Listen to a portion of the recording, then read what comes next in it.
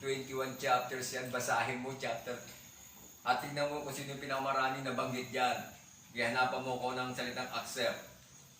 Basahin mo yung book of John. Ilang accept ang nabanggit ni John dyan.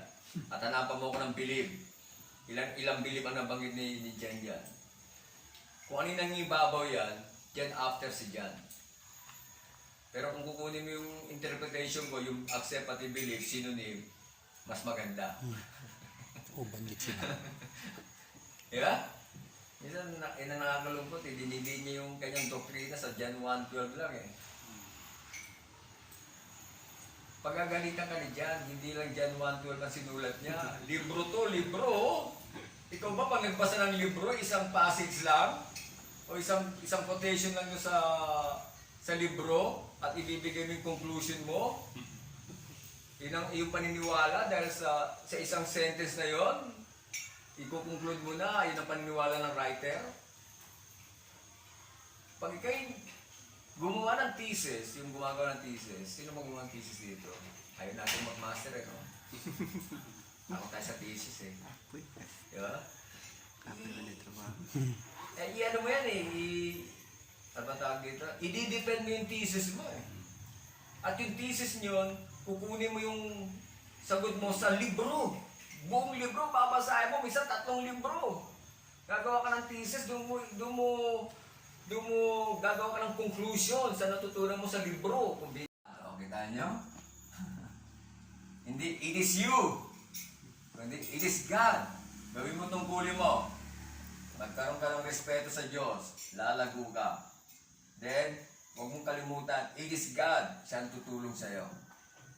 Who is at work in you. Kaya lahat ng tunay na Kristyano, mayroon niyang banal na spirito, kikilos sa atin yan. Even our sanctification work of God. Hindi lang salvation. Yes, meron tayong bahagi. Pero hindi pa rin kaya ng ating sarili makasalanan pa rin. We are still in the flesh. Salamat sa Diyos. Gagabayan niya tayo. Yung fruit of the Spirit, hindi mo fruit yun. Fruit of the Spirit. Kaya dapat maging led by the Spirit, guided by the Spirit yung buhay mo para ma-produce yung love, joy. Hindi mo fruit yun. Fruit of the Spirit. Kaya lahat ng tunay na Kristyano na may banal na Espiritu, lalago yan. Makikita yung pag-ibig kasi meron silang Spirit. The fruit of the Spirit. Love, joy, peace. Diba? Dito din, work out your salvation. It is God who is at work in you. Ano ibig sabihin ng in you? Ano ibig sabihin ng in? Preposition ng in.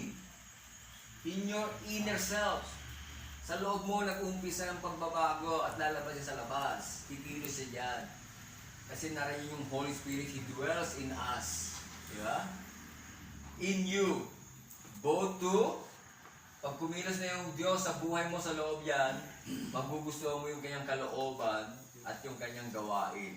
Yung kanyang both to will and to work for your good pleasure, for your honor, for your glory, for His good pleasure. Ibig sabihin, gusto-gusto ng Diyos na tayo lumalago kasi for His good pleasure. Pag hindi tayo lumalago, hindi nag-glory pa yung Panginoon.